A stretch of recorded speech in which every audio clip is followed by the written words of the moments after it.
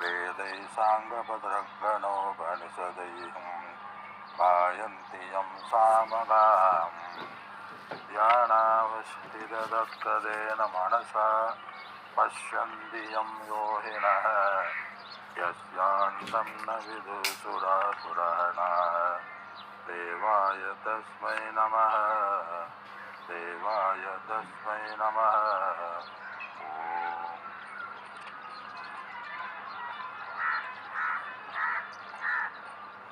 அதாவது 8வது ஸ்லோகத்திலிருந்து 16வது ஸ்லோகம் வரை பகவான் 22 பண்புகளை கூறுகின்றார். பண்புகள்னா நற்பண்புகள், நன்னெறி, ஒழுக்கங்களை பற்றி இதில் கூறுறார். இதில் இந்த பண்புகளை நன்னெறிய இந்த அத்தியாயத்தில் பகவான் அதற்கு ஞானம் என்று கூறுகின்றார். இந்த பண்புகளை ஞானத்தை நான் கூறப்போகின்றேன், ஞானம் அப்படின்னு சொல்லி ஆரம்பிக்கிறாரு. அந்த ஞானம் எதுக்குன்னு சொன்னால் சேத்ரஜ்ஞ விவாக யோகம்ங்கிறது 13வது அத்தியாயத்தினுடைய தலைப்பு. அந்த சேத்திரனை பற்றியும் சேத்திரஜனை பற்றியும் கூறிய பகவான் சுருக்கமாக சொன்னால் சேத்திரம் இந்த உடல், உலகம், மனம் இதெல்லாம் பார்க்குறோமோ அதை சேத்திரம்னு சொல்லலாம். சேத்திரஜன் ஆத்மா, பிரம்ம, ஈஸ்வரன் சேத்திரஜன் சுருக்கமாக சொன்னான். இதை நம்ம விவாகம்னா இது ஒன்று என்று நாம் புரிந்து கொள்வது. இது எல்லா மெய்ப்பொருள், இது ரெண்டையுமே மெய்ப்பொருள் என்ன என்று புரிந்து கொள்ளக்கூடிய விவாக யோகம். இது நம்ம புரியணும்னு சொன்னால் இந்த பண்புகள் ஞானம் ரொம்ப முக்கியம். இந்த ஞானத்தை அடையிறதுக்கு இந்த பண்புகள் உதவுறதுனால இதவே பகவான் ஞானம் சொல்றார். இந்த பண்புகள் ஞானத்துக்கு கொண்டு செல்றதுனால இதவே பகவான் ஞானம்னு சொல்றார். இந்த ஞானத்தை குறிப்பாக துறவிகளுக்கு, சன்னியாசிகளுக்கு இந்த பண்புகள் மிக மிக முக்கியம். ஞான நிஷ்டைக்காக இந்த பண்புகள் ரொம்ப முக்கியம். இந்த பண்புகள்லாம் யாருக்கு இருக்கிறதோ அதை ஞான நிஷ்டைன்னு சொல்லுவாங்க. ஞானத்தை பெறுவதற்கும் இந்த பண்புகள் உதவுது, ஞானத்தோடு வாழ்வதற்கும், ஞானத்தில் இருத்தலுக்கும், ஞானத்தில் நிலைபெறுத்தலுக்கும் இந்த பண்புகள் உதவுகின்றன. அப்படிப்பட்ட முக்கியமான ஒரு பண்புகளை நம்ம இப்போ பார்க்குறோம். முதல் அமானித்துவம். முதல் பண்பு 8வது ஸ்லோகத்தில் பண்புகளை நம்ம 8வது ஸ்லோகத்தில் என்ன சொல்லியிருக்கு அப்படிங்கிற நம்ம தலைப்பை பார்த்துட்டு அதுக்கப்புறம் விளக்கம் சுருக்கம் நம்ம பார்ப்போம். முதல் பண்பு அமானித்துவம், தற்பெருமையின்மை, தற்பெருமை கூடாது. 2வது மானித்துவம், டம்பமின்மை, டம்பம் அடித்தல். 3வது அகிம்சா. 4வது பொறுமை. 5வது ஆச்சாரிய உபாசனம். 6வது சௌச்சம். 7வது ஸ்தைரியம். 8வது ஆத்ம வினிக்கிரக. இந்த இடத்துல ஆத்ம வினிக்கிரகனா தன்னடக்கம் பேர். இப்போ இது முதல் 8 ஸ்லோகத்தில் ஒரு 8 பண்புகள் இதில் சொல்கிறாரு. சுருக்கமாக நம்ம முதல்ல அமானித்துவம்னா மானித்துவம் இன்மை, தன்னை பற்றிய கர்வம் இன்மை அல்லது தன்னை பற்றிய பெருமைகளை கூறுதல், தன்னை உயர்வாக நினைத்து கொண்டு தன்னை பற்றிய பெருமைகளையே கூறுதல். அது இந்த இடத்துல சொல்றார். இன்னும் ஒன்று, தன்னை பெருமையாக நினைத்து கொண்டு மற்றவர்கள் தன்னை மதிக்க வேண்டும் என்று நினைத்தல், பிறரிடம் மரியாதையை எதிர்பார்த்தல் அல்லது நம்முடைய குணத்தை மற்றவர்கள் சொல்ல வேண்டும், போற்ற வேண்டும், மதிக்கப்பட வேண்டும் என்று நினைத்தல்.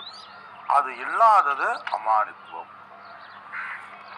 மரியாதை, எதிர்பார்ப்பு, இதுதான் நம்முடைய இதுதான் இந்த பண்புகள் இல்லாதனாலதான் நம்முடைய பிரச்சனைகளுக்கு முக்கியமான காரணம். இந்த பண்புகள் இல்லாததுனாலதான் இது மானித்துவம். இது நம்ம இப்போதைக்கு போகுது. அப்புறம் டம்பம். டம்பம்னா அந்த இடத்துல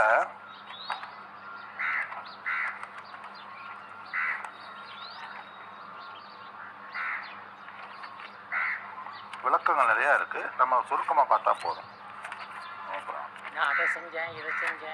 அதை சொல்றதாமா, நான் இதை பண்ண அப்படி ஆக்கும் இப்படி ஆக்கும் அந்த மாதிரிலாம் இருக்கு. அந்த மாதிரி இல்லாம அது இருத்தல், அதே டம்பம்.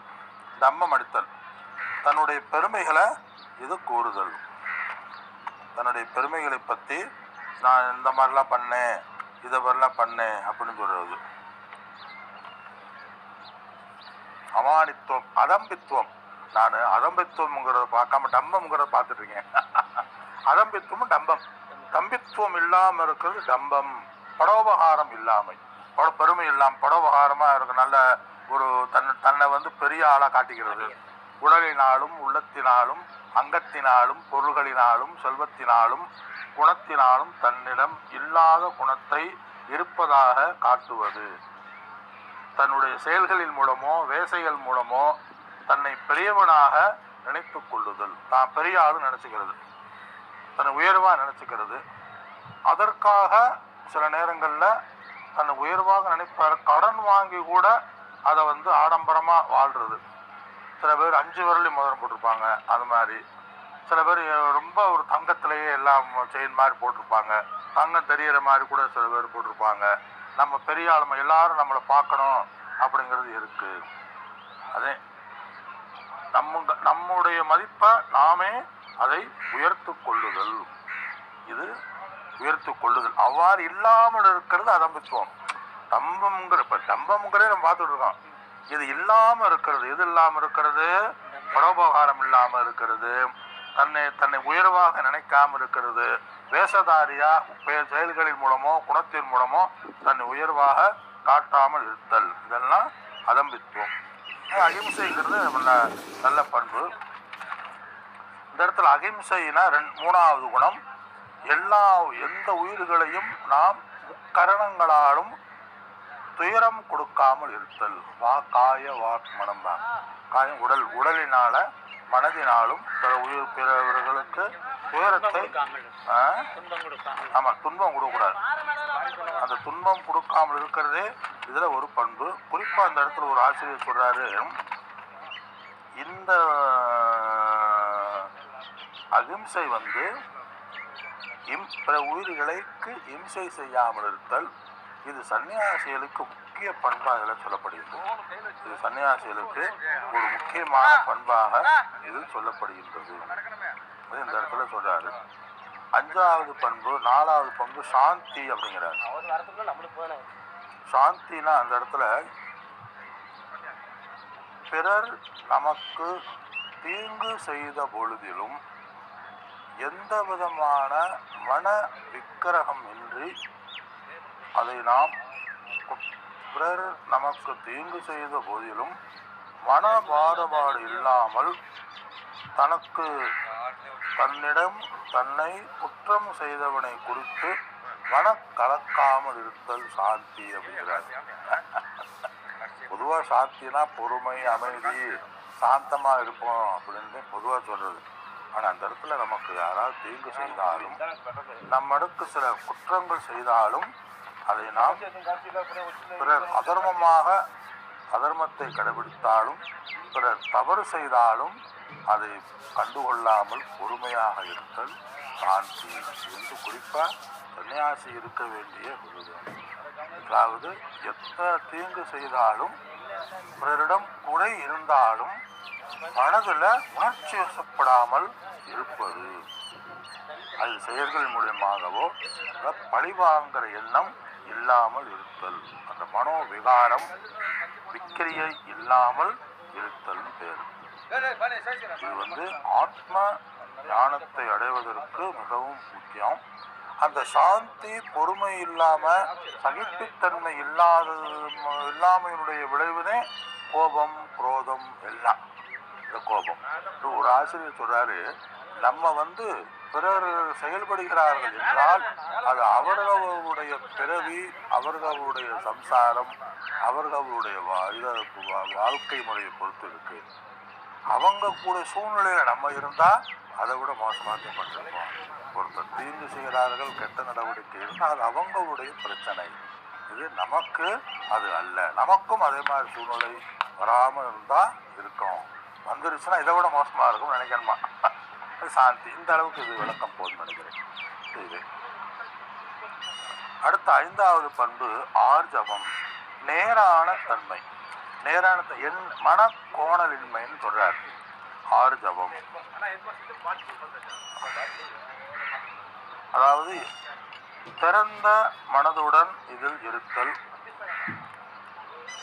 எண்ணம் சொல் செயல் நேர்கோட்டில் இருத்தல், பக்தர புத்தி இல்லாமல் இருக்கிறது. அதாவது மனசுல ஒரு நேர்மை மனசுல ஒன்று நினைக்கிறது, செய்கையில ஒன்று சொல்றது, மனசுல ஒன்று நினைக்கிறது, செய்கை ஒன்றா இருக்கும், செய்கை ஒன்றா இருக்கும், மனசுல ஒன்றா, அப்படி இல்லாமல் நேர்கோட்டில் இருக்கு. அதாவது எண்ணம் சிந்தனை சொல் செயல் அப்படிங்கிறது நேர்மை. நீ சொன்ன மாதிரி உண்மை பேசுதல். உபனிஷத்துல வேதாந்தத்துல இது முக்கியமாக இருக்கின்றது. இதுல ஒரு ஆசிரியர் சொல்றாரு, மற்றவர்களதே நம்மகிட்ட சத்தியம் பேசணும்னு நினைப்போம், ஆனா நம்ம சத்தியம் பேச நினைக்க மாட்டோம். நம்ம சத்தியம் பேச வேண்டும் சொல்றாரு. இதுல ஆர்ஜவம். இந்த ஆர்ஜவம் இதுல ஒரு முக்கியமான குணமா நம்ம பார்க்கலாம்.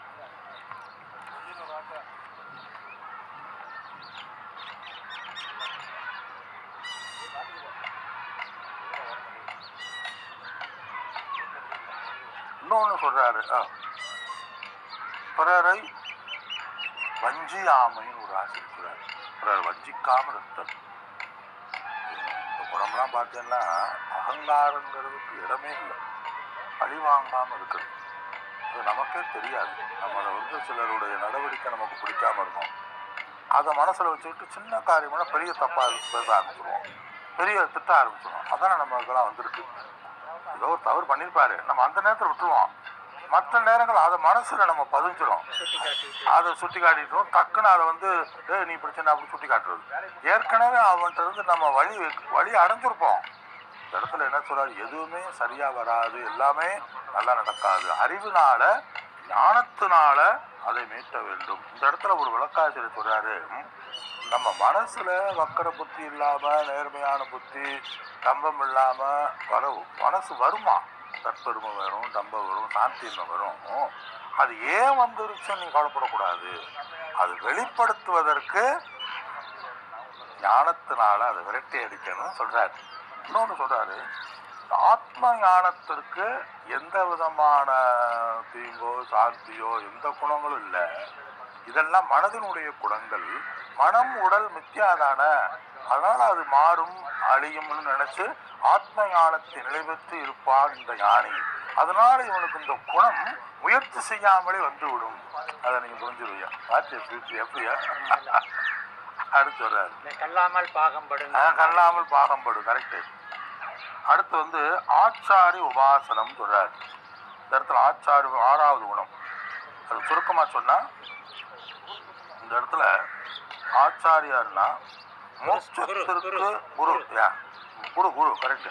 மோட்சத்திற்கு சாதனமான ஞானத்தை கொடுக்கின்ற குருவிற்கு பணிவிடை முதலீவுகளை செய்தல். இதுவே சுருக்கம். குரு சேவை. குரு சேவைனா நிறைய குரு இருப்பாங்க. இடத்துல ஆத்ம ஞானத்தை போதிக்கின்ற அந்த குருவிற்கு சேவை செய்தல். இந்த இடத்துல ஆச்சாரிய உபாசனம் சொல்றார். அது அதுல நிறைய இருக்கு. அது நம்ம பார்க்கலாம். ஆச்சாரியனாலேயே ஆச்சாரியங்கிற வேர்டை யூஸ் பண்றாரு, குருன்னு யூஸ் பண்ணலாம் அப்படின்னு சொன்னா, ஆச்சாரியன்னா ஒரு தமிழையே நான் சொல்லினேன், வேதாந்த விஷயங்களை தானும் புரிந்து கொண்டு அதன்படி செயல்களையும் செய்து மற்றவர்களுக்கும் போதிக்கின்ற திறமை உடையவர் ஆச்சாரியான்னு பேரம். தானும் புரிஞ்சுக்கணும், தன்னுடைய நடவடிக்கையும் அதுபடி இருக்கணும். ஆனா அதை விட மற்றவர்களுக்கும் புரிந்து கொள்ள முடியா விளக்கணும். அப்படி விளக்குனா அந்த கேட்கிறவங்களுக்கு, நீ எப்படி கண்ணில் பார்த்த உடனே ஒரு பொருளினுடைய நிறத்தை அறியணும், காதில் கேட்ட உடனே சத்தத்தை அறியணும். கண்ணில் பார்க்கறது கருப்பு தேன்னு சொன்னா இது கருப்பு இல்லை அப்படின்னு நம்மளுக்கு சந்தேகப்படுறதில்லை. கண்ணில் பார்க்கறதெல்லாம் அப்படியே பிரமாணமாக நம்பிடுறோம். இது கருப்பா கருப்பான்னு கண்ணை நம்புறதில்லை, கண்ணை சந்தேகப்படுறதில்லை. அது மாதிரி இந்த இடத்துல குருவே என்ன சொல்றாரோ அதை நாம் ஏற்றுக்கொள்ளுதல். அதை சொல்றார். ஆச்சாரியவான் புருஷோ வேத அப்படின்னு சொல்றார். வேதாந்தம் அளவற்ற முழுமையான வஸ்துவை பற்றி, இதில் கோணலற்ற தன்மைகளை பற்றி கூறுகின்றது. இதில் ஆச்சாரியரிடம் எவன் சிரத்தையுடன் வழிபடுகிறானோ நம்புகின்றானோ அவனுக்கு ஞானமானது வருகின்றது. அது இந்த இடத்துல ஆச்சாரிய உபாசனம்னு பேரு.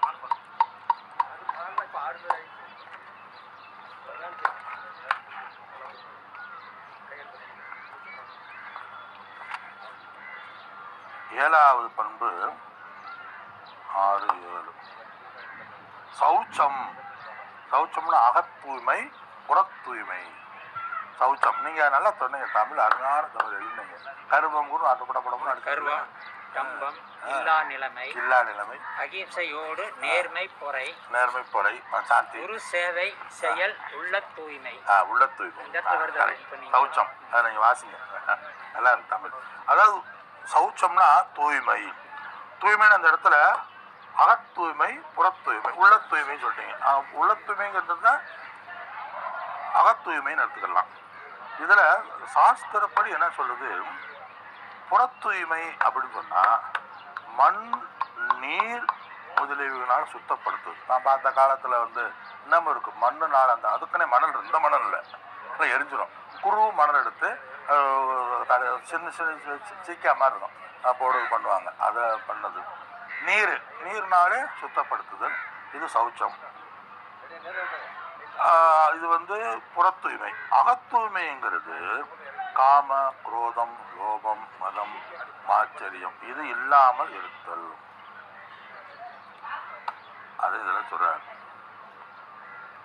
அப்புறம் இன்னொரு விளக்காசிரியர் சொல்றாரு, புறத்தூய்மைங்கிறது நாம் இருக்கின்ற சுற்றுப்புற சூழ்நிலைகளை சுத்தமாக வைத்துக் கொள்ளுதல். உடல், நம்ம பயன்படுத்துகிற பொருள், அதே புறத்தூய்மை. பெட்ஷீட்டு, தலாணி உடை, நம்ம உடை, கார், வீடு, இருக்கிற இடம், இதெல்லாம் நமக்கு தெரியும். மனசுத்தம்ங்கிறது சுயநலமின்மை, சுயநலம் இல்லாமல் பொதுநலத்தோடு இருக்கிறது, ஒரு அமைதியா இருக்கிறது, ஈஸ்வர சிந்தனையில் இருக்கிறது, ஈஸ்வர பரிணிபாதம், இதெல்லாம் மனசுக்கு தூய்மை அடையக்கூடியது. இது இல்லாததுனால என்ன ஆகிறோம், பிரார்த்தனை மூலமா அதை நம்ம செய்யலாம். அப்படி இல்லைன்னு சொன்னா எனக்கு தூய்மையை கொடுக்கணும், பிரார்த்தனை மூலமா நம்ம செய்யலாம். அதனாலதான் நம்ம சந்தியாவந்தனம் மூட அச்சுதாய நமக, ஆனந்தாய நமக, கேசவாய நமக, மாதவன்னு சுத்தம் பண்றது இப்படிம்பாங்க. ரெண்டாவது இன்னொன்று பிராணாயாமம் பண்றோம், அது மூச்சு சுத்தம் பண்றது. மூச்சு சுவாச பயிற்சி நம்ம உடலை சுத்தம் பண்றது. இதெல்லாம் நமக்கு தெரியும். அது இந்த இடத்துல சௌச்சம்.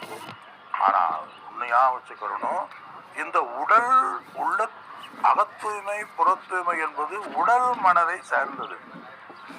ஆனா அது முழுவதும் தூய்மைப்படுத்தக்கூடியது ஆத்ம ஞானத்தினாலே முழு சுத்தார்த்தமானது வரும். 100% தூய்மைங்கிறது நான் ஆத்மஸ்வரூபம், நான் எப்பொழுதுமே தூய்மையானவன். என்னோட உடல் மனமானது முழுவதும் தூய்மைப்படுத்த முடியாது. அது உடல் மனம் நான் அல்ல. நான் எப்பொழுதுமே சுத்த நித்திய சுத்த பரிபூர்ண ஆனந்த ஸ்வரூபம் நினைக்கிறேன். ஒருத்தர் ஒரு பாயிண்ட் கொடுக்குறாரு, நீ உடல் மனதோட இருந்தா நீ இறக்கு வரும், கோவம் வந்துட்டே இருக்கும், குரோதம் வந்துட்டே இருக்கும், இந்த காமம் குரோதத்தே இருக்கும். நீ இந்த காம குரோதத்தை சரி கட்டுறதுக்கே இருந்தா வந்துக்கினே இருக்கும், தொட்டனத்து ஒரு மனக்கணி மாதிரி கூத்து மாதிரி வந்துகிட்டே இருக்கும். நீ இதை சரி கட்டுறதுலே இருந்தேன்னா உன்னுடைய வாழ்க்கை முழுவதும் இதுல சரி கட்டுறதுலே நீ போயிடுவ. அது ஒரு டெக்னிக்கல் உண்மை. அப்போ நீ என்ன செய்யணும், இதுல இருந்து விடுதலை எப்போ 100% கோபம் குரோதம் போகும் சொன்னா, நான் கோபம் குரோதம் காமம் எக்ஸெட்ரா இதெல்லாம் என்னுடைய உடல் மனதுக்குத்தானே ஒழிய நான் அதற்கு அப்பாற்பட்டு ஆத்மாவாகிய பரமாத்ம சுரூபமா எனக்கு இந்த உடல் கோபம் குரோதம் கிடையாது. நான் மிக தூய்மையானவன், நித்திய மாணவன்கிற ஞானத்தினாலவே நீ சௌச்சம் அமானித்துவம் மதம் வித்து அஹிம்சா சாத்தி அடைய முடியுங்கிற. அப்ப கோவம் வந்துருச்சுன்னா அதை நீக்கிறதுக்கு முயற்சி பண்ணணும். ஆனா கடைசியில சரி பிடிச்சேன் அப்படின்னு நம்ம விடும் பொழுது 100% கோபத்தை குறைச்ச மாதிரி ஆயிடும். அதை கொஞ்சம் இல்லாட்டி அதை சரி கட்டுறதே ஹோல் லைஃப் போயிருந்துறாங்க. சரி இருக்கட்டும். அதே உங்களுக்கு சும்மா சுருக்கமா சொன்ன போதும் புரிஞ்சுக்கிட்டு. 8வது பண்பு ஸ்தைரியம். ஸ்தைரியம்னா இந்த இடத்துல பகவான் விளக்காசிரியர் சொல்றாரு, மோட்ச நாட்டத்தில் உறுதி, விடாமுயற்சி. தமிழ் என்ன பண்றது? விடா. மோட்ச நாட்டத்தில் மோட்சத்தை அடைவதற்குரிய செயல்களில் விடாமுயற்சியுடன் இருத்தல். உங்களுடைய இதுபடி பார்த்தா மோட்ச நாட்டத்துல உறுதியான மனநிலை உடையவன்.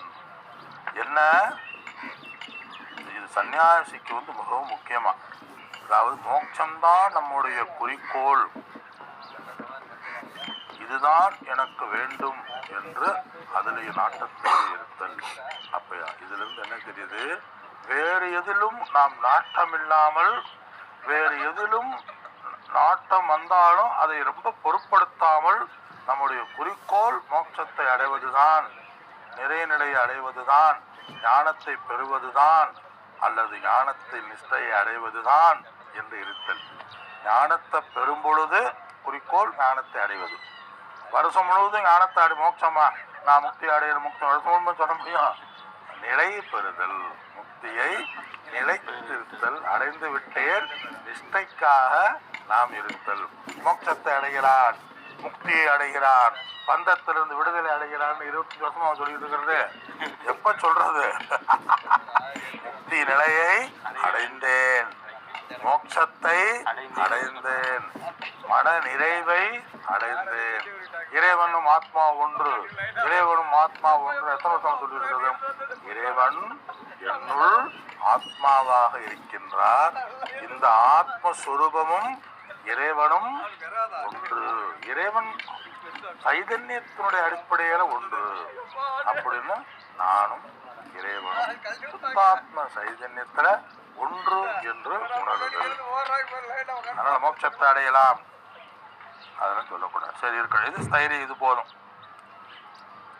ஆனால் இது சன்னியாசிக்கு மிகவும் முக்கியமானது. இந்த ஸ்தைரியம், மோட்சத்தில் நாட்டம். இன்னொன்னு சொல்றாரு, மோட்சத்தில் நாட்டம் சொன்னா அது மட்டுமல்ல, ஒரு விளக்காய் சொல்றாரு, எண்ணிய உனக்கென்று விதிக்கப்பட்ட கடமைகளில் கண்ணும் கருத்துமாக செய்தல்னு சொல்றாரு. அதையும் சொல்ல செய்து, அதுவும் ஒரு ஸ்தைரியம் தான். சில பேர் என்ன சொல்ற, மோட்சத்தில் நாட்டம் தானே, அப்போ எந்த காரியம் செய்ய மாட்டேன், நான் சன்னியாசி எந்த காரியம் செய்ய மாட்டேன், செய்யக்கூடாது. அப்படி இல்லை. தனக்கென்று அதுக்காக எல்லாத்தையும் எடுத்து போடுகிறது இல்லை. நமக்குன்னு விதிக்கப்பட்டுள்ள கடமைகளில் நாம் செய்தல். அடுத்த 9வது அடுத்த சுலோகத்தில் நம்ம போவோம். அடுத்தது 9வது சுலோகம்.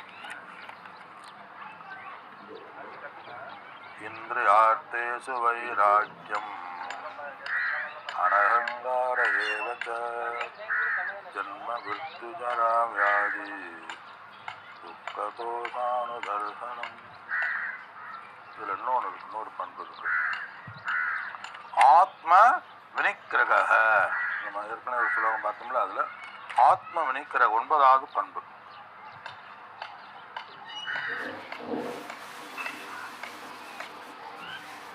அதாவது ஆத்ம வினிக்கிரகன் அந்த இடத்துல ஆத்மாங்கிறது சைதன்யத்துல உடல் மனம் இந்திரிய சேர்க்கையை அடக்குதல், மனக்கட்டுப்பாடு.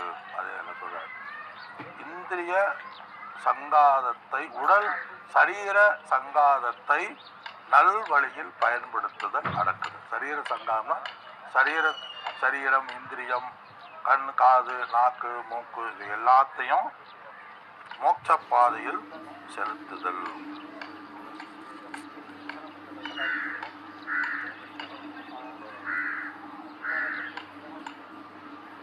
ஒரு ஆசிரியர் சங்கரர் சொல்றாரு, ஆதிசங்கரர் சொல்றாரு, ஆத்மஸ்வரூபத்தை விட வேறான விஷயத்தில் மனதை செலுத்தாமல் அந்த ஆத்மாவிடத்திலேயே மனதை வைத்தல்.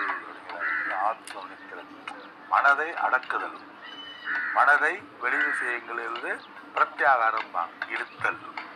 இழுத்த மனதை என்ன செய்யணும்? ஆத்ம விஷயத்தில் பொருத்துதல். அதுவும் இதுல இந்த ஆத்ம நிக்கிறகன்னு அதுவும் அந்த ஒரு பண்பும் ஆத்ம நிக்கிறகத்துல சேரும் அப்படிங்கிறார்.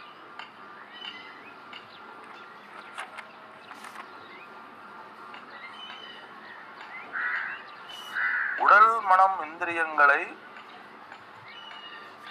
ஆத்ம சாதனைகளுக்காக பயன்படுத்துதல், அது ரொம்ப முக்கியம்.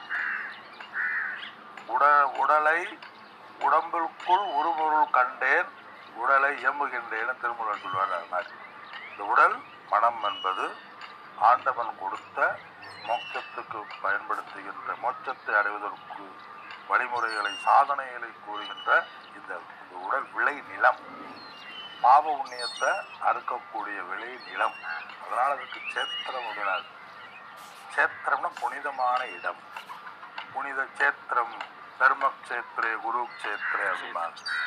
குரு இருக்கிற இடம் தர்ம இந்த சேத்திரம் ஞானத்தை அடைவதற்குரிய புனிதமான இடம், ஞானத்தை அறுவடை செய்யக்கூடிய இந்த இடம் சேத்திரம். அதனால இந்த உடலை சேத்திரம் அப்படிங்கிறாங்க. அது மட்டுமல்ல, சத்மார்க்கத்தில் சத் சங்கத்தில் ஈடுபடுதல். உடல் மனம் இந்திரியங்களை சத் மார்க்கத்தில் சத் வஸ்துவை பற்றிய விஷயத்தில் ஈடுபடுமாறு அதை பழக்குதல். அதே அந்த இடத்துல ஆத்ம வினிக்கிரக அப்படிங்கிறார். அதாவது ஒரு ஆசிரியர் சொல்றாரு, உடல் மனம் எப்பொழுதுமே அனாத்ம விஷயங்களை நோக்கி ஓடும். அந்த உலக விஷயங்களை நோக்கி ஓடுகின்ற மனதை இழுத்து ஆத்ம விஷயத்தில் வைத்தல் ஆத்ம வினிக்கிரக அப்படின்னு சொல்றார். அந்த பண்புகளும் இதில் சொல்கின்றார். அடுத்த சுலோகத்துக்கு போவோம். 9 நம்ம பண்பு பார்த்தோம். அடுத்து இந்திரியார்த்தேசு வைராக்கிய அனஹங்கார ஏவச்ச ஜன்ம மிருத்து ஜராவியாதி துக்கதோஷானு அழுத்தனம். இந்திரியார்த்தேசு முதல்ல பண்புகளை நம்ம பார்த்துருவோம். இப்போ எத்தனாவது பண்புன்னு சொன்னா 10வது பண்பு. 10வது பண்பு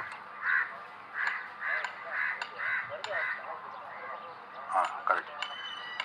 இந்திரிய அர்த்தேசு வைராக்கியம்.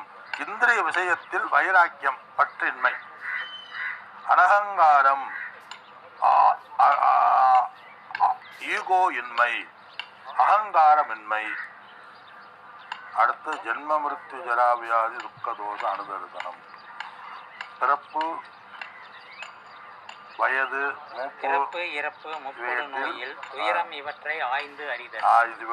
இதனுடைய துயரங்களை ஆராய்ந்து அறிதல் அப்படிங்கிறது பண்பை இதில் சொல்றார். இந்திரிய அர்த்தேசு வைராக்கியம் சொல்றார். இந்திரிய விஷயத்தில் நாம் பற்று இல்லாமல் இருத்தல், அது என்னுடைய பண்பு. வைராக்கியம் சொன்னா இந்த இடத்துல இஷ்டமான இந்த யுகலோக சுகத்திலும் பரலோக சுகத்திலும் ஆசையற்று இருத்தல். ஆத்மாக்கு அந்நியமான விஷயத்தில் தோஷத்தை அறிந்து அது நமக்கு சம்சாரத்தை கொடுக்கும் என்று தெரிந்து அதன் மீது பற்று இல்லாமல் இருத்தல் வைராக்கியமா. அதில் இந்த இடத்துல இக தத்துவ சொல்ல இக அமிர்த பலபோக இக சொர்க்க போகேசு இச்சா ராகித்யம் தத்துவ சொல்லுவாங்க. இந்த லோகத்திலும் அடுத்த லோகத்திலும் சுகத்தை நோக்கி ஓடாமல் இருத்தல். அதாவது ஓடாமல் இருத்தல்னு சொன்னா பொருள்கள், பணம், பொருள், பதவி அனைத்தும் எனக்கு சுகத்தை கொடுக்கும், பாதுகாப்பை கொடுக்கும் என்று இருத்தல் அப்படிங்கிறார். பொருள், பணம், பதவி எனக்கு ரொம்ப பொருள் இருந்தாத்தான் எனக்கு பாதுகாப்பு கொடுக்கும், ரொம்ப பதவி இருந்தாத்தான் எனக்கு பாதுகாப்பு கொடுக்கும், என்னிடம் 4 பேர் சுற்றி இருந்தாத்தே எனக்கு பாதுகாப்பு கொடுக்கும் அப்படிங்கிறது இருத்தல். அது இல்லாமல் இருத்தல்ங்கிறார் ஆசிரியர். சொல்றாரு அக்காண்டி பணம் பதவி தேவையில்லைங்கிறதுல அது பயனுள்ளதுமே, ஆனால் அதுக்கு அதிகமான சத்தியத்துவம் கொடுத்தல்னே வைராக்கியம். கொடுக்காமல் இருத்தல்னே வைராக்கியம். பணம் ஓரளவு நம்முடைய தேவைகளை நிறைவேற்றுவதற்கு தானே ஒழிய அதில் நாம் ஞானத்தையோ அல்லது பாதுகாப்பையோ வேறு எதையும் நம்ம அந்த பணத்துக்கு அது கொடுக்க முடியாது, நிறைவை கொடுக்காது என்று இருத்தல். அடுத்த அனகங்காரம் 11ஆவது ஸ்லோகம். அகங்காரமற்று இருத்தல். நான் மேலானவன் என்று மனதில் செருக்கு வரும். அந்த செருக்கு இல்லாமல் இருத்தல் அகங்காரம். நான் பெரிய ஆளு, தற்புகழ்ச்சி, இன்மை, நான் என்னுடையது, நான் என்று இல்லாமல் இருத்தல். யான் மமதின்னு அந்த இடத்துல இது என்னுடையது, எனக்கு சொந்தம், நான் என்னுடையது என்று இல்லாமல் இருத்தல். அது இன்னொன்று வேதாந்த தலைப்பில் இந்த உடல் மனம் நான் என்று நினைப்பது அகங்காரம், அது அற்று இருத்தல். அப்ப நான் யார் என்று இருத்தல்? நான் ஆத்மாவாக இருத்தல், அது அகங்காரம். பொதுவா சொன்னா இது எனக்கு, இது என்னுடையது, வேற யாரும் அனுபவிக்கக்கூடாது, எனக்கு சொந்தம், கடைசி வரை ஏற்றதே இருக்கணும். ஒரு வீடு இருந்துச்சுன்னா என்னுடைய வீடு, என்னுடைய உடல், எனக்கு சொந்தம், என்னுடையது, நான் நான் நான் அப்படிங்கிறது இல்லாமல் இருத்தல். நான் என்னுடையமே, இது எனக்கு இது இருந்தால்தான் என்னால் வாழ முடியும், இது இல்லைன்னு சொன்னால் வாழ முடியாது என்று இருத்தல். அதில் உன்கண்ணி நீர் வடிந்தால் என் நெஞ்சம் உதிரம் கொட்டுதல் மாதிரி அதுக்கு ஏதாவது பிரச்சனை நமக்கு பிரச்சனை வந்துடும், மற்றவங்களுக்கு ஏதாவது பிரச்சனை நமக்கு ஒரு பிரச்சனை வரும், நம்ம விரும்புகிற வீட்டில் ஏதாவது பிரச்சனை நம்ம நிம்மதி கெடுத்துடும். அது அந்த மாதிரி இல்லாமல் அது நான் எனது என்னுடையதுங்கிறது. இப்போ இதை ஒரு தட்டுறான், ஐயோ நம்ம வலிக்குதா, இல்லை இது வேறு நான் வேறு, அது மாதிரி அது வேறு நான் வேறு என்று இருத்தல் போதும். அனகங்காரம். அடுத்து 12ஆவது பண்பு 2வது வரி. ஜென்ம மிருத்து ஜரா வியாதி. அதுல என்ன போட்டிருக்கு? படிச்சிருங்க, நான் படிச்சிடுறேன். சரி, அப்புறம் படிச்சுக்கிறேன். ஒன்றும் பிரச்சனை. நல்லா நேரடியாக படிச்சுக்க பார்த்தேன். சரி இருக்கட்டும், இந்த இடத்துல நம்ம பதில பார்ப்போம். 12வது ஜென்ம மிருத்து ஜரா வியாதி துக்க தோஷ அனுதரிசனம். தோஷம்னா தோஷத்தை அறிதல். இருக்குங்களா? பற்றின்மை, மனை மக்கள் வீடு, எனதெனும் அபிமானம் இன்மை. இது அனகங்காரம். அது எனக்கு பிடிக்கல. அதுக்கு அடுத்து சொல்லுங்க. விளைவன வெறுத்தல் விளையும் காலை மனதில் நடுவு நிலை கொள்ளல். அது தைரியம், நேர்காணல். எண்ணில் நீங்கா பக்தி உடைமை பிரிதை என்ன யோகத்தால் மோனம் நாடி தனியிடம் சேர்தல். அது வேற, அது அடுத்தது. சரி இருக்கட்டும், இது நல்லா இருக்கு, சூப்பரா இருக்கு. இது என்ன புக்கு? புக்கு இல்லைங்க, இது தர்மரச்சன சமிதி அமைப்புல ஒரு ஆசிரியர் எங்களுக்கு கொடுத்தது. அவர் நல்லா பேசுவாரு, நல்லா ஒரு இது தமிழ் இருக்கு. நினைக்கிறேன் கீதாச்சார தாளருக்கு தமிழ் புக்கு நினைக்கிறேன். கீதாச்சாரத்திலிருந்து எடுத்து கொடுத்தது அவர்தான் போட்டிருக்காரு. 13வது அத்தியாயம் 6, 7, 8, 9, 10, 22 குணங்கள் கீதையில் சொல்லப்பட்டது.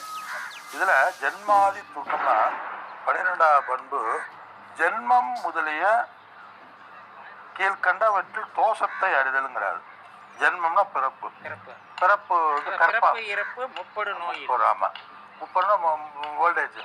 இந்த இடத்துல பிறப்புங்கிறது கர்ப்பவாசம் நினைக்கிறார். பிறப்புல தோஷத்தை எப்படி பார்க்கறது? தாயினுடைய வயிற்றில இருந்து அவளுடைய மலம் மூத்திரத்தில் உழன்று அவ எந்திரிக்கும் போது தூங்கி அவ சாப்பிட்டு அவளுக்கு சளி பிடிச்சா நமக்கு சளி பிடிச்சி எக்ஸட்ரா, இது உங்களுக்கு நமக்கு தேவையில்லை. அது பிறப்பு, அது நமக்கு ரொம்ப புரியும், அதை விட்டுடலாம். இறப்பு, மரண வேதனை. மரண வேதனைங்கிறது இறப்பு. இதெல்லாம் நினைக்கிறோம்.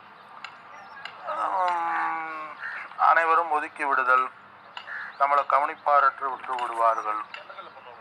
இறப்பு, இறப்புக்கு இந்த நிறைய இருக்கும். அது மூப்புல வயது ஓல்டேஜ், கால்கை வலிக்கும், யாரும் உதவிக்கு வர மாட்டாங்க, ஞாபக குறைவு வரும், பலக்குறைவு வரும். அதில் ஒருத்தர் சொல்றாரு, தான் வளர்த்த சுவஜனங்களில் அவமதிப்பு. அவன் வயசாயிடுச்சுன்னா யாரும் மதிக்க மாட்டாங்கிறார். அது என்ன அது மிருத்யு சாமி ஜரா நம்ம கலாச்சாரத்துல இருந்துச்சு, வயசானவங்கள மதிச்சு இங்க இருந்துச்சு. காலத்தால வந்து அந்த வயசானவங்கள ஒதுக்கிட்டாங்க. ஆமா ஆமா இன்னைக்கும் வந்து சேட்டு வீட்டில் பாருங்க, ஒரு பக்கம் வெளியே போகிறதுன்னு சொன்னால் சொல்லிட்டு போவாங்க, நான் இந்த பொருள் வாங்கிட்டு வரேன் அப்படின்னு சொல்லி. ஆமா அதே மாதிரி அந்த பொருள் வாங்கிட்டு போய் இன்ன விலை அப்படின்னு சொல்லுவாங்க. அப்போ அதனால அவங்களுக்கு என்ன தெரியுதுன்னா, இன்றைய விலைவாசி அவங்களுக்கு தெரியுது. ஆமா ஆமா அந்த மாதிரி அவங்க சேட்டு வீட்டில் இன்னும் நடக்குது. வெளியே போகும்போது ஒரு ஆசீர்வாதம் வாங்கிட்டு போகிறது, ஆமா மறுபடி வந்து போயிட்டு வந்து இன்னும் அங்கே இந்த நாரை பார்த்தேன்னு சொல்கிறது. நாம் அப்படி இல்லையே, அவங்கள ஒதுக்கிடுறோமே. ஆமா எதையுமே இந்த இடத்துல ஒரு அகங்காரம்னா, நான் அழகான உடல்கள் உடையவன், நான் ரொம்ப பணத்தை உடையவன், நல்ல ட்ரெஸ் இருப்பேன், நான் நல்லா படிச்சிருக்கேன், நான் நல்லா சிந்திச்சிருக்கேன் அப்படி கூட இல்லாமல் இருக்கணும்.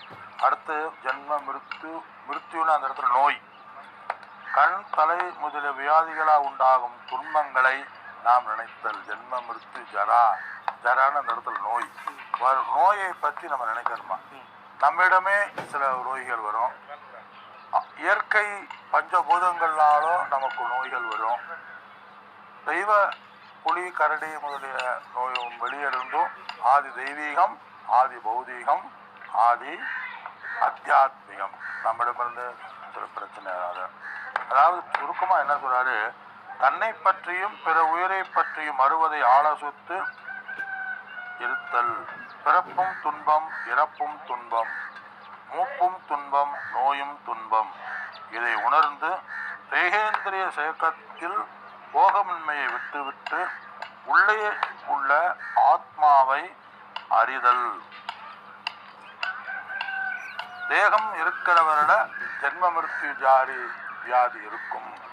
தேகம் இல்லாமல் எப்பொழுது தேகத்தை கடந்த ஆத்ம ஞானத்தை அடைகின்றோமோ அப்பொழுதுதான் நிறைவு என்று உணர்தல், தோஷத்தை உணர்தல். அது எல்லா தோஷத்தையும் நம்ம உணரணும். தேகம், உடல், மனம் எப்பொழுதுமே அழியக்கூடியது. அஸ்தி ஜாயதை விபரீதமதை வினட்சியதை இதெல்லாம் அழியும், மாயும், தேயும், எல்லாம் அழித்து கொடுக்கும். காதற்ற ஊசியும் வாராதுவான் கடவுளுக்கே என்று இடைவிடாது அது அனுசந்த, இதெல்லாம் ஞானம். அதனால என்ன செய்யணும், என்ன செய்யணும்னா தேக இந்திரியை பற்றி அதிகமாக சிந்திக்காமல், சுகபோகங்கள் இல்லாமல், ஆத்ம தத்துவத்தில் நாட்டம் இல்லாமல் ஆத்ம சிந்தனையிலேயே ஈடுபடுதல். உலக்காக சொல்ற அழகு. தேகேந்திரிய கட்டுப்பாடு, மாயை, துன்பம் என்ன, வாட் பர்பஸ் என்ன, எல்லாம் அறியக்கூடியது. நித்தியாக சத்தியத்தை சத்தியத்திலேயே, அந்த விசாரத்திலேயே அனுசந்தானம்.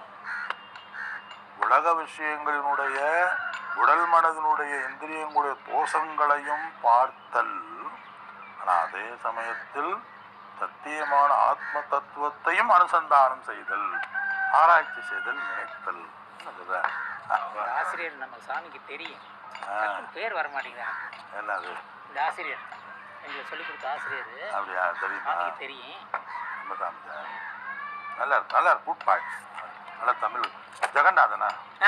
கிருஷ்ண ஜெகநாதன்ஜி. கிருஷ்ண ஜெகநாதன்ஜி. ஆமா. 13 அசக்தி. அசக்தின்னு அந்த பற்றுக்கு காரமான பொருள்களில் பிரியம் என்று இருத்தல். அதாவது ஆத்மாவை தவிர புத்திராதி அந்நியமான வஸ்துக்களில் சம்பந்தமற்று இருத்தல். புத்திரன் முதலிய புத்திராதி, புத்திரது பணம், பொருள், செல்வம் எல்லாம் கண்டுக்கிறான். உதாசீனா இதில் இருக்கிறது தான். அதில் அந்த மகன் சொல்றாரு, அது இதெல்லாம் சொல்றாரு.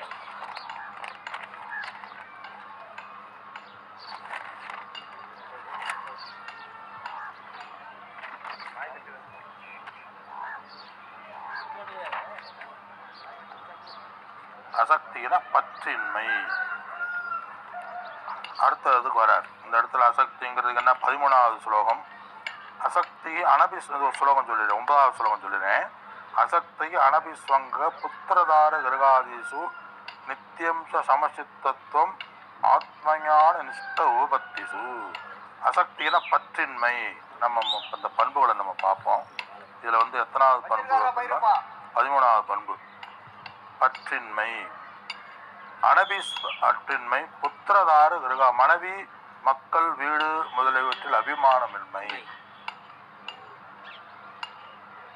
13, 14, 15 அனபிஸ்வங்கக. அனபிஸ்வங்கக அப்படின்னு சொல்றாரு. விளைவன வெறுத்தல் விளையும் காலை மனதில் நடுவு நிலை கொண்டல். நித்தியம் சமசித்துவ. இஷ்டம் இஷ்டமில்லாதவற்றை அடையும் போது சமசித்த. இஷ்டானிஷ்ட உபதேசு.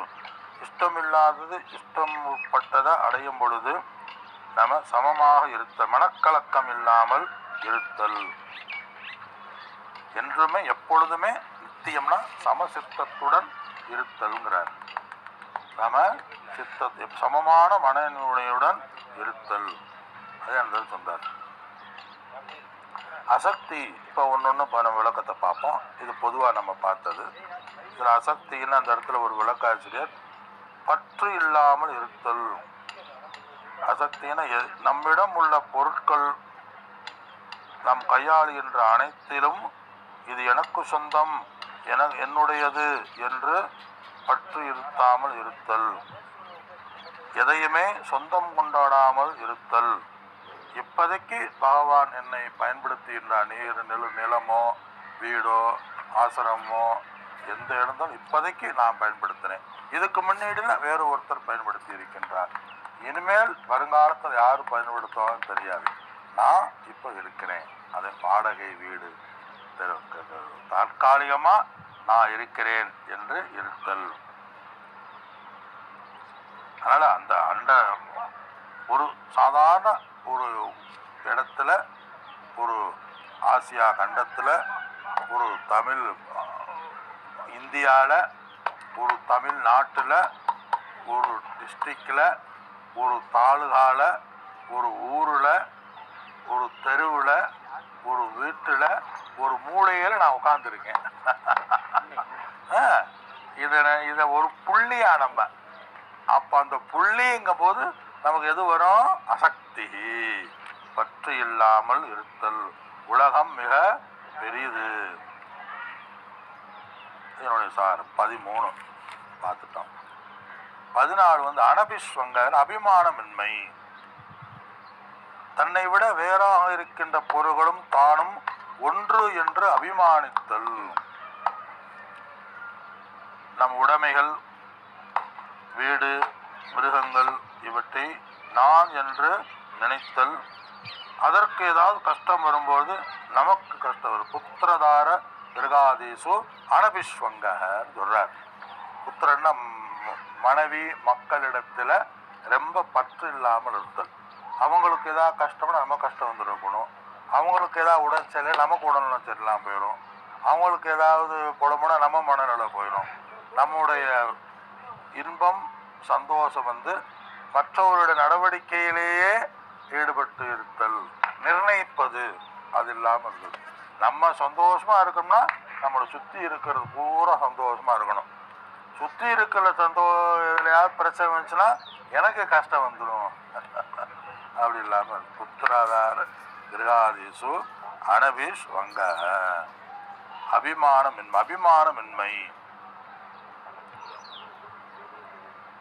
அதாவது வேறொருவன் இறந்தா நாம இறந்ததா நினைக்கிறது. வேறொருவன் துன்பத்தையும் இன்பத்தையும் காணும்போது நாம் துன்பப்பட்டு நாம் இன்பப்பட்டவனாக இருந்து மனநிலையில் இல்லாமல் இருத்தல். வேறொருவர் துன்பப்படும் போது நம்ம கருணை காட்டலாம். அது நம்முடைய மனநிலையை பாதிக்க கூடாது. சும்மா சொன்னாரு சாமி. சரி, நம்ம டிஸ்கஸ் பண்ணுவோம். 15வது வேல்யூக்கு நம்ம வந்திருக்கோம். சமசித்தத்துவம். அதாவது ஒரே மனம்னு அந்த இடத்துல என்ன? சந்தோஷம் வந்தாலும் தீங்கு நடந்தாலும் மனதில் நடுவு நிலை கொள்ள எந்த சூழ்நிலைகளிலும், அதாவது பாதகமான சூழ்நிலை சாதகமான சூழ்நிலை வந்தாலும் துள்ளி குளிக்க கூடாது. துயரம் வந்தா தோண்ட விடக்கூடாது, சமமான மனநிலையில் இருத்தல். இது யாருடைய லட்சணம்? ஞானத்தை அடைந்து ஞான நிஷ்டை அடைந்த ஒரு லட்சணம் சொல்லிட்டு இருக்காரு. சேத்திரத்தையும் சேத்திரக்கையும் அறிந்தவனுடைய துறவியினுடைய மனநிலை இப்படி இருக்கணுங்கிறாரு. ஏன் இப்படி சமமா இருக்கான்? எல்லாரும் இதுல பொறுத்திடணும். இந்த ஸ்டெப்னி அப்படிம்பாங்க, ஸ்டெப்னி எல்லாரும் பொருத்தம், எல்லா கூட ஒரே ஸ்டெப்னி. ஆமா, நான் ஆத்மா. ஆத்மாவுக்கு எங்க இன்பம், எங்க துன்பம், எங்க மானம், எங்க அவமானம், எங்க அபினிவேசம், எங்க பற்று, எங்க துன்ப மிருத்தி விசாரி? நான் ஆத்மா. ஒரே பாயிண்ட் முடிஞ்சு. அதனால எக்ஸலண்ட்.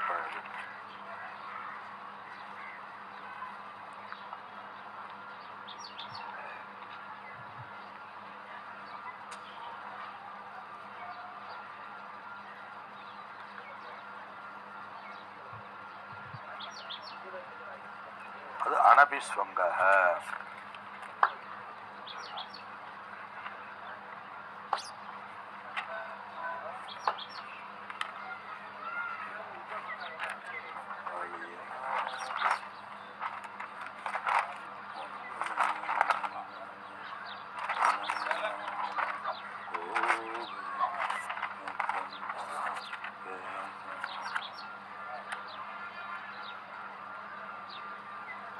சமசித்தத்துவம் இஷ்ட அனிஷ்ட உபத்தி, அது நம்ம பார்த்துட்டோம் போறோம். அடுத்து 10வது ஸ்லோகம் போவோம். மயீச்ச அனன்யோகேன பக்திகி அவிபச்சாரிணி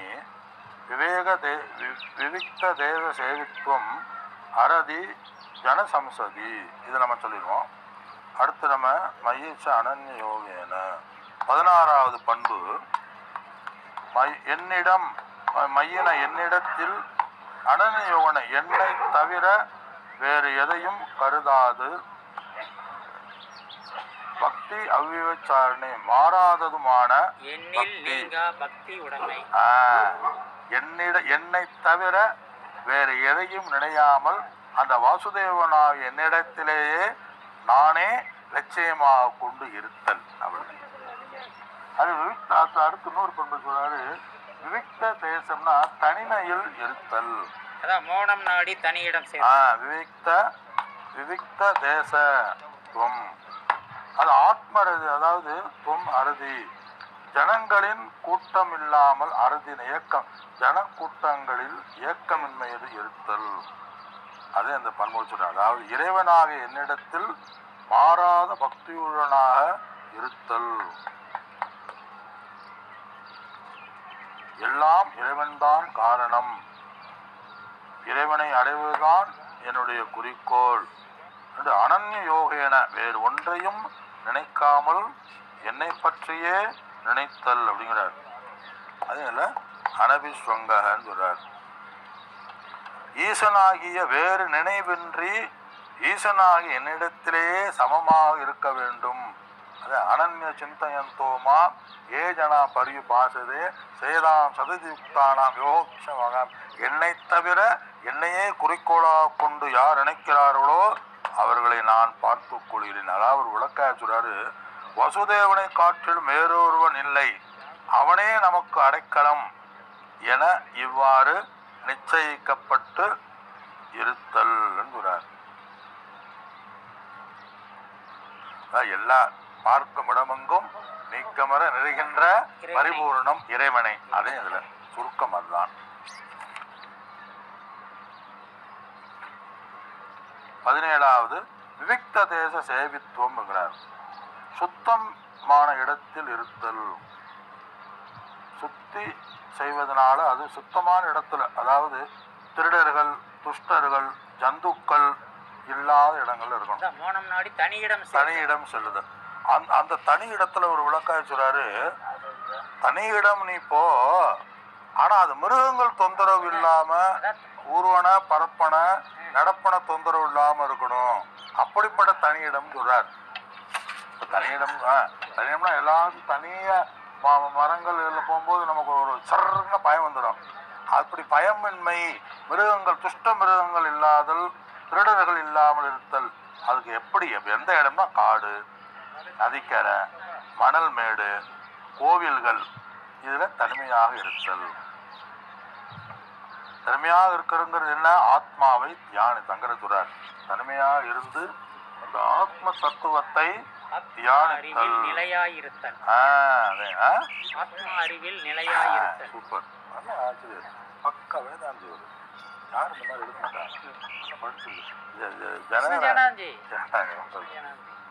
பார்க்குறேன், அடிக்கடி பார்ப்பேன். 18வது அறதி பிரீதியற்று இருத்தல். 19 ஜனசம்சதி, ஜனங்களினுடைய கூட்டத்தில் அருவருப்பு உண்டாக வேண்டும். ஜனங்களிடமிருந்து விலகி இருத்தல். நாஸ்திகத்திலிருந்து விரதி எடுத்தல் எல்லாம். அதாவது சத்சங்கத்தை தவிர, மகாத்மாக்களை தவிர மற்ற ஜனங்களிடம் போகவே கூடாது. கேட்டே சொல்றேன்.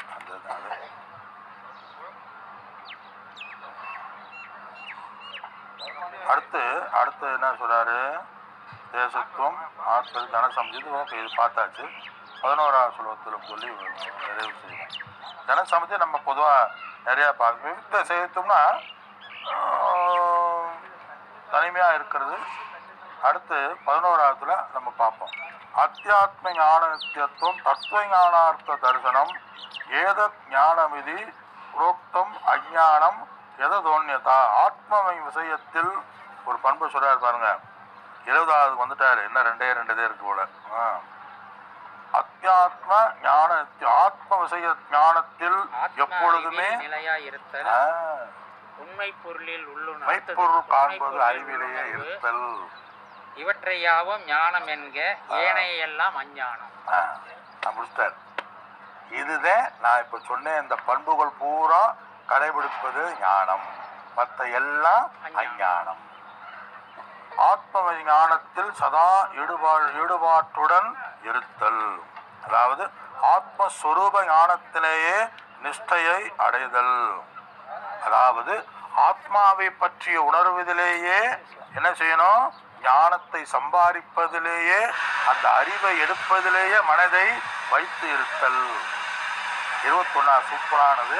தத்துவ ஞானார்த்த தரிசனம், மெய்ப்பொருள் காண்பது அறிவு. உண்மை அறிவான அமானித்துவம், மானித்துவம் முதலியவைகளை உடன் உண்மை அறிவில் பயனை ஆலோசித்து அந்த சாதனங்களை அனுஷ்டித்து எப்போதும் தத்துவ ஞானத்திலேயே இருத்தல். ஏதத் ஞானமிதி புரோக்தம் அஞ்ஞானம். இதுதான் ஞானம், மற்ற எல்லாம் அஞ்ஞானம் என்று பகவான் கூறி இதை நிறைவு செய்கின்றார். அதாவது அகம் பிரம்மாஸ்மி, தத்துவமசி முதலியவைகளை அமானித்துவம். அதாவது தத்துவ ஞானத்தை சொன்னா மேற்கண்ட அமானித்துவம், அதம்பித்துவம் முதலிய குணங்களை 21 குணங்களை நீ கடைபிடித்து அதை சாதனங்களை செய்து அதனுடைய பலனான நானே பிரம்மம், அகம் பிரம்மாஸ்மி என்ற சாட்சாத்கார அறிவுடன் இருத்தல். அந்த ஆத்மா முதலிலிருந்து தத்துவ ஞானம் வரை சாதனைகளில் ஞான ரூபத்திலேயே பிரவிரித்து அடைந்து மற்ற விஷயங்களில் மனம் பிரவிற்த்தி இல்லாமல் இருத்தல் அப்படின்னு சொல்லி முடிக்கிறார். பண்புகள். ஓம்.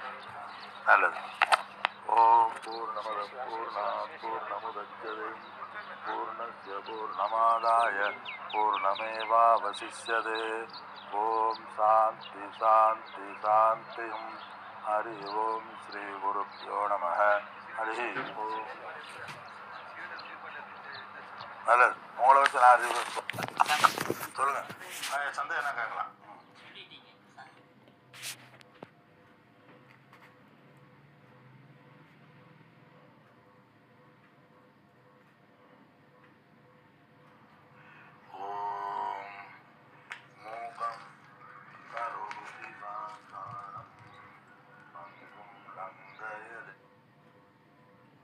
அனைவருக்கும் என்னுடைய வணக்கங்கள். சுவாமி ஈஸ்வரானந்தா பேசுகின்றேன். இதுபோன்ற பல கருத்துக்களை நாம் யூடியூப்பில் போடுகின்றோம். அந்த யூடியூப்பில் தினந்தோறும் பகவத்கீதை ஜூமில் காலை 6 மணி முதல் 6:30 மணி வரை நடந்து கொண்டிருக்கின்றது. அந்த யூடியூப்பில் நீங்கள் சப்ஸ்கிரைப் செய்து தொடர்ந்து என்னுடைய சாஸ்திரத்தினுடைய வகுப்புகளை கேட்டு பயன்பெறுமாறு அன்புடன் கேட்டுக்கொள்கிறேன். என்னுடைய வாட்ஸ்அப் நம்பர் 9444465449 9080676583. இதில் காண்டாக்ட் செய்து ஜூமை டவுன்லோட் செய்து தினந்தோறும் 6 மணியிலிருந்து 6:30 வரை பகவத்கீதையினுடைய வகுப்பை நீங்கள் வீட்டிலிருந்தே கேட்டு பயன்பெறலாம். எந்த முயற்சியுமின்றி நீங்கள் காலையில் எழுந்து அமர்ந்து கொண்டு காஃபி சாப்பிட்டு கொண்டே வேதாந்தத்தை கேட்கக்கூடிய சூழ்நிலை, ஒரு புண்ணியம் உங்களுக்கு தரப்படுகின்றது. வேதாந்த பாடங்களை கேட்பது நாங்கள் எல்லாம் அவ்வளவு சாதாரணமாக நாங்கள் கேட்கவில்லை. ஒரு இடத்திலிருந்து 5 கிலோமீட்டர் 6 கிலோமீட்டர் சென்று நாம் கேட்டோம். என் ஆதிசங்கரரே இங்கிருந்து ஓங்காரேஸ்வரர் சென்று அங்கு போய் நர்மதா நதிக்கரையில் கோவிந்த பகவத் பாரை சந்தித்து வேதாந்தம் கேட்டார். காலத்தினுடைய சூழ்நிலை, எங்களுடைய குருமார்கள் எங்களுக்கு கொடுத்த ஒரு வரப்பிரசாதம். நீங்கள் வீட்டில் இருந்து கொண்டே வேதாந்த சாஸ்திரங்களை தெளிவாக சொல்லக்கூடிய ஒரு பகவத்கீதை வகுப்பை நீங்கள் கேட்டு பயன்பெற உங்களை அன்புடன் வேண்டி கேட்டுக்கொள்கிறோம். ஹரிவோம். ஓம் பூர்ணமத பூர்ணாத் பூர்ணமுதச்யதே பூர்ணஸ்ய பூர்ணமாதாய பூர்ணமேவாவசிஷ்யதே. ஓம் சாந்தி சாந்தி சாந்திம். ஹரி ஓம். ஸ்ரீ குருப்யோ நமः. ஹரி ஓம். ஓம் ஓம்.